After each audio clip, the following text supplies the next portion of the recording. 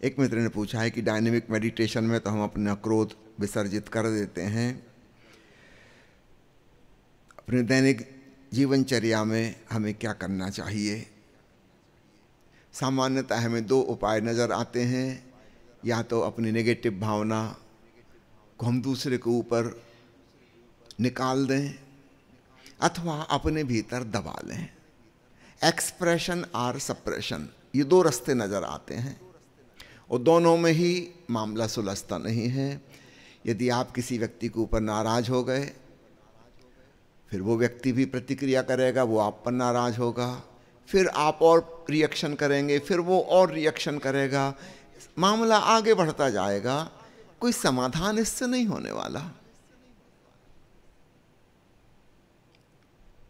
आपके अंदर चिंगारियां आ गई क्रोध की, आपने दूसरे के ऊपर फेंक दी, वहां भी आग लग गई, वो विस्फोट करने लगा, वहां से फिर आपके ऊपर आग की लपटें आ गईं, फिर आप धू धू करके जलने लगे, फिर आपने उसको टारगेट किया। इससे कोई मामला तो नहीं सुलझेगा, ये हम सब भली भांति जानते हैं। एक vicious circle of chain reaction खड़ा हो जाएगा, प्रतिक्रियाओं का सिलसिला।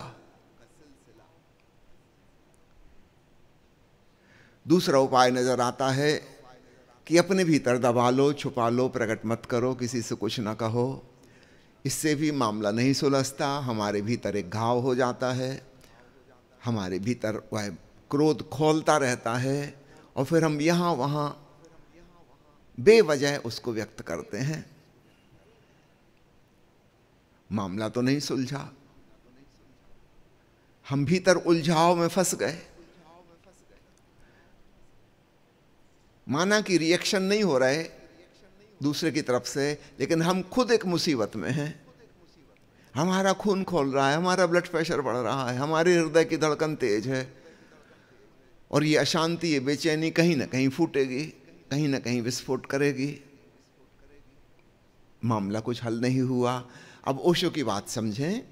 ओशो कह रहे हैं नाइदर एक्सप्रेशन नार suppression but transformation of the energy. तो सक्रिय ध्यान करते हुए वो जो क्रोध जन्मा था उसे पूरी त्वरा में जाग जाने दो, क्योंकि आप यहाँ किसी का नुकसान नहीं पहुँचा रहे और अपना भी नुकसान नहीं पहुँचाना है। इसको छुपा के अपने भीतर नहीं रखना बारूद को, वरना ये कभी न कभी विस्फोट करेगी। इसको निकल जाने दो पूरी ताकत से। आप अपने बंद कमरे में कैथारसिस कर रहे हो, किसी से कोई लेना देना नहीं है, हो सके तो साउंड प्रूफ डबल खिड़की बना लेना, बाहर आवाज़ भी ना जाए, और आप पाओगे आपका पूरा शरीर उत्तेजित हो गया और क्रोध में वह जो करना चाहता था आपने उसे अवसर दिया कि कर ले। इस प्रकार आपकी मांसपेशियाँ, आपका नर्वस सिस्टम, वो सब रिलैक्स हो गए। वो भीतर जो ऊर्जा छिपी थी वो बह गई।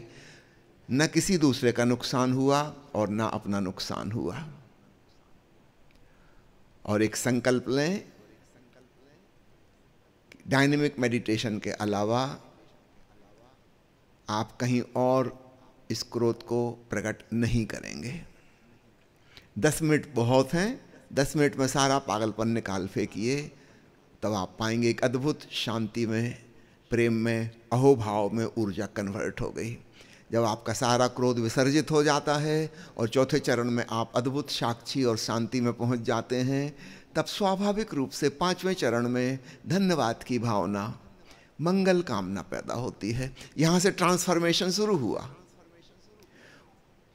वही क्रोध जो आग की तरह झुलसाता था, थोड़ी ही देर में अहोभाव में, प्रार्थना में, मंगल कामना में बदल गया, करुणा की भावना में चेंज हो गया। याद रखना, क्रोध भी ऊर्जा है, करुणा भी ऊर्जा है। एक नेगेटिव ढंग है व्यक्त होने का, एक पॉजिटिव ढंग है व्यक्त होने का। जैसे इलेक्ट्रिसिटी है, हीटर से गुजारेंगे तो गर्मी पैदा हो जाएगी, फ्रिज और रेफ्रिजरेटर से गुजारेंगे शीतलता पैदा हो जाएगी। विद्युत ऊर्जा अपने आप में ना गर्म है ना शीतल है, वो किस उपकरण से गुजरेगी उस पर निर्भर करता है परिणाम कैसे आएंगे।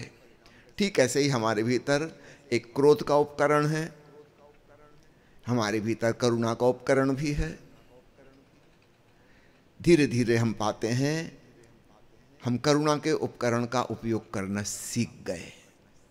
अब हमारे जीवन में एक ठंडक है, और यह ठंडक हमारे आसपास भी फिर फैलती है, दूसरों तक भी।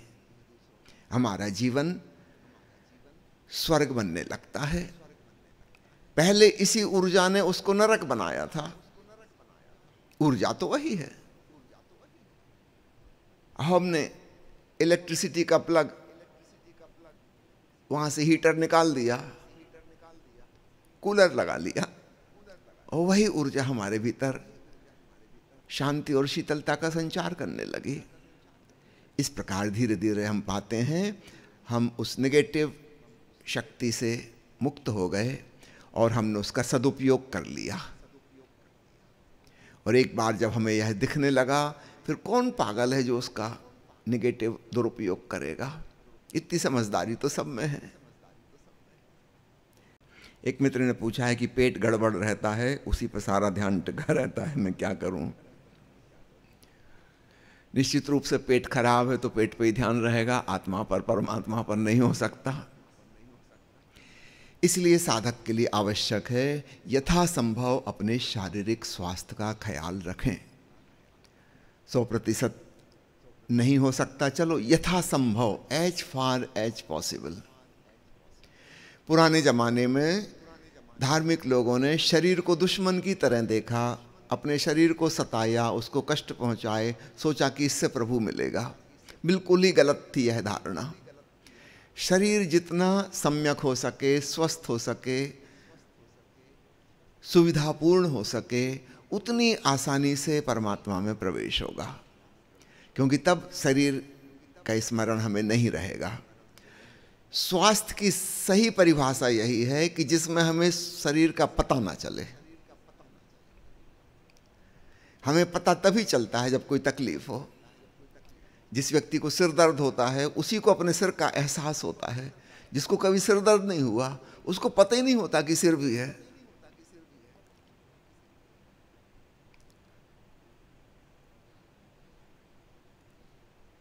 अपने शरीर के लिए यथासंभव जो चिकित्सा हो सके उसका इंतजाम कीजिए। इसको अपना एक महत्वपूर्ण कर्तव्य समझें।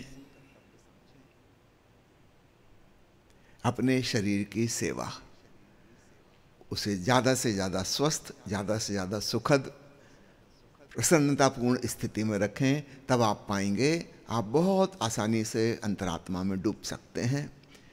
एक विदेही अनुभूति, फीलिंग ऑफ बॉडीलेसनेस घटित होगी। तो इसके लिए जो भी उपाय किए जा सकते हैं कृपया वो कीजिए।